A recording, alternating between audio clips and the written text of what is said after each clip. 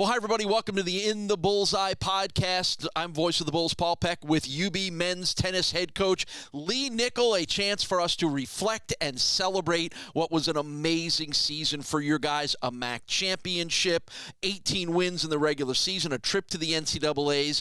Has it all sort of hit you yet now that the season has come to an end? Have you had a chance to reflect on what the last couple of months have been like for your team?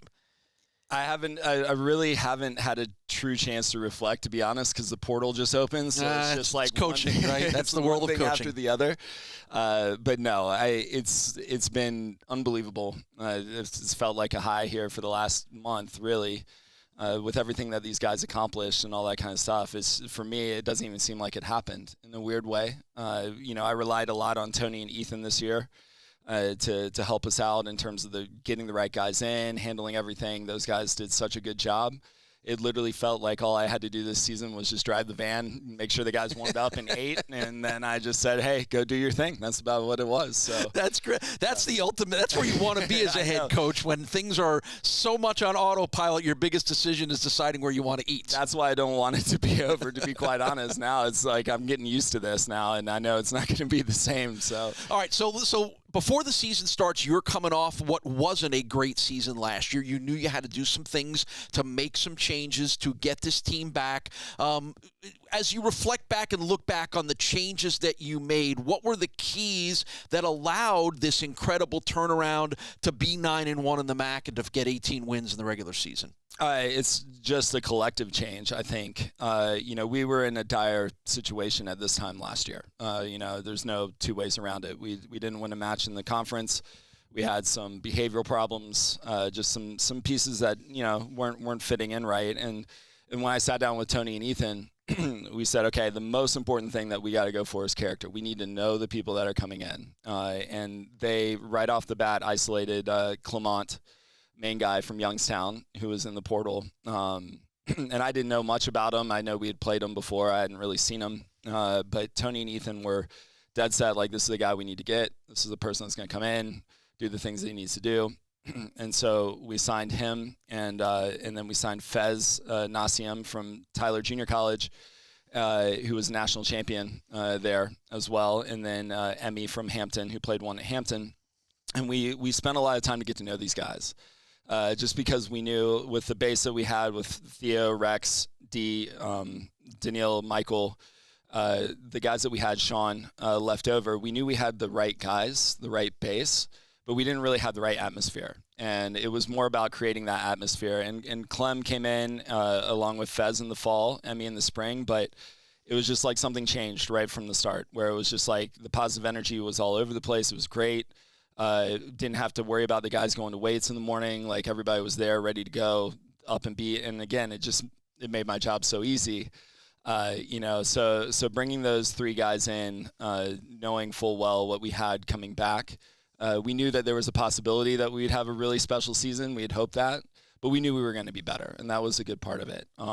But just that aspect and the way that it all worked out this year, it just goes to show you that the atmosphere and the chemistry that we have carries so much more weight than anything else when it comes to competing, because it showed this year. Was the win in the MAC championship against Western Michigan in some ways a microcosm of all of that and what your team has been about, down 2-0, fighting back to, is that a defining moment that not only defined where you're going, but where you had come from? I would say, unfortunately, yes.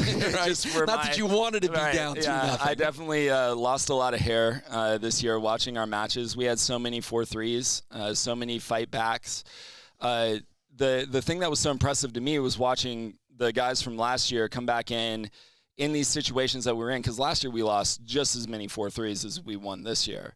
But to have Rex and Daniil and those guys step in the moments, Theo, in the moments that were last year where they tripped up, this year it was like they've been doing it all along. And I credit that to their hard work, to the coaching, obviously Tony and Ethan, Gino doing a great job in the strength and conditioning. But the most part was these guys really kind of listened this year to what we were saying, and then they took the ball and ran with it. That's it. What was your reaction to their reaction to the moment where you win that MAC championship? Well, okay, so in 17, I was a blobbering, sobbing mess. And so I expected it this year, but it was weird how it all worked out because I was on court one with Theodoros, and the match, we were down 2-3, or sorry, it was 2-2 at this point. Daniil and Rex were on the other half, so I can't see that half of the other three courts. And so you can't see through the windscreens, and so I'm trying to focus on Theo, but I'm also trying to figure out what's going on there. I had two of the guys with me, Michael and Emmy, and so they were kind of listening and stuff. And poor Theo's in this great match with probably one of the best players in the MAC in the last few years. And Theo finally looks over and he goes, "Will you guys stop paying attention to that side and watch me?" Like, he noticed, huh? So then we focused in. We got really quiet though because we were still trying to listen to what was going on over there. And we heard that D1, and then we knew Rex was down a match point, and so we were really quiet. And then we hear that he wins that, and then but then when he won the final match, he was quiet. I guess he did some sort of celebration or something like that.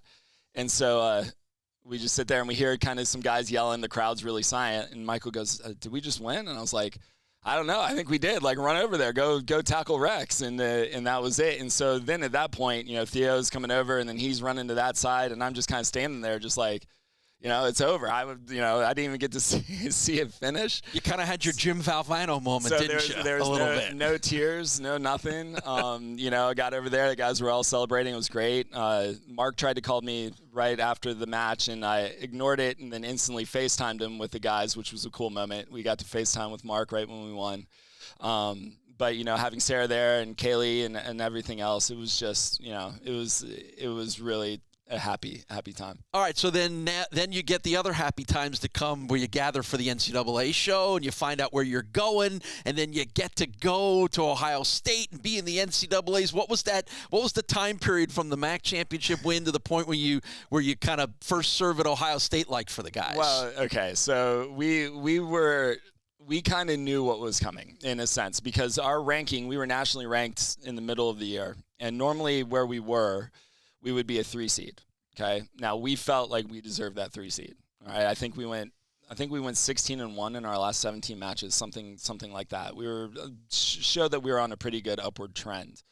So we were in that selection show very hopeful. And then when the women got called to Ohio State, silly me, I'm like, well, they won't send us to Ohio State. They're not going to send both teams to Ohio State. There's no way. But we didn't get called to Columbia, which we thought was going to be the spot that we'd go as a 3 seed.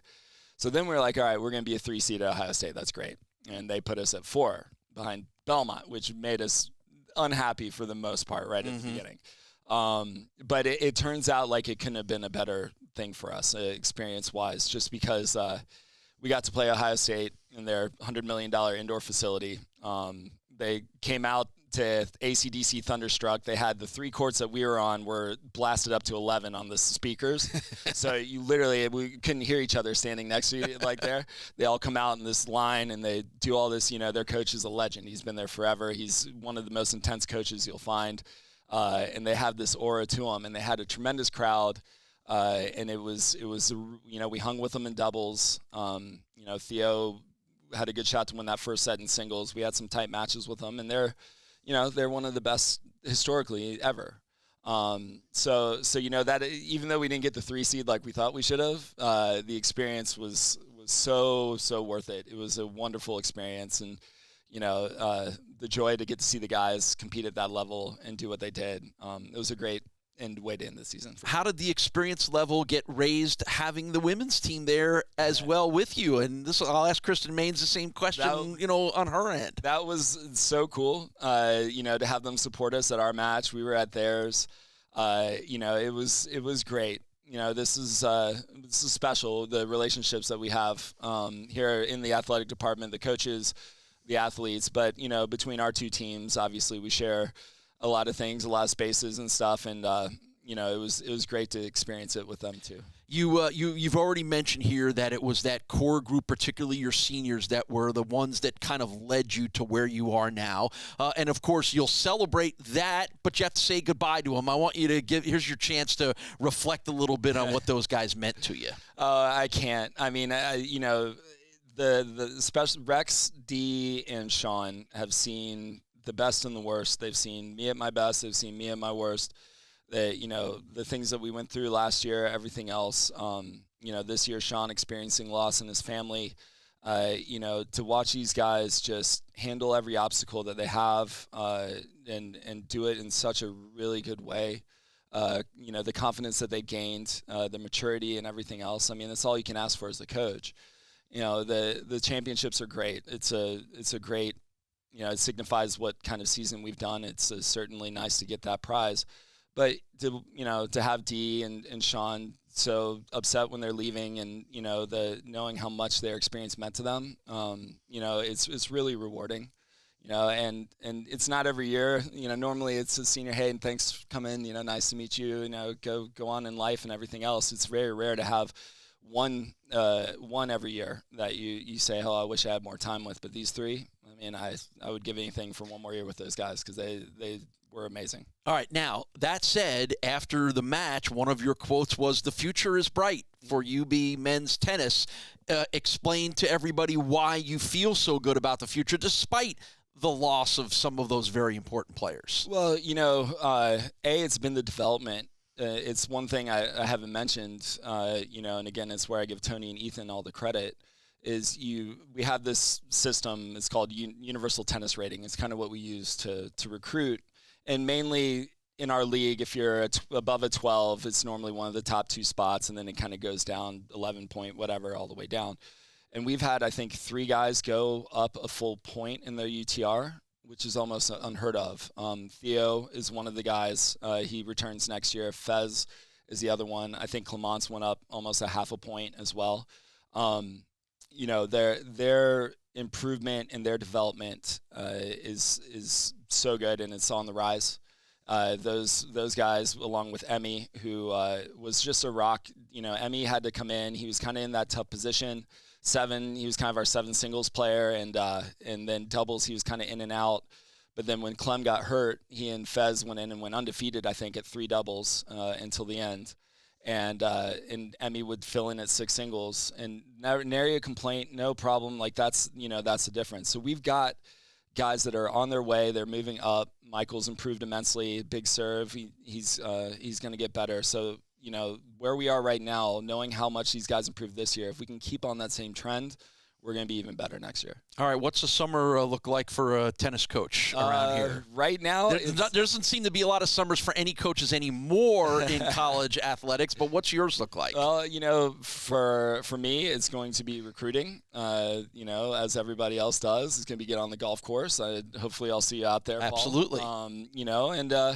It's going to, we've got to see as what the future holds, who we bring in. Ethan and Tony both are very well respected in this, and there's going to be chances for them to move on.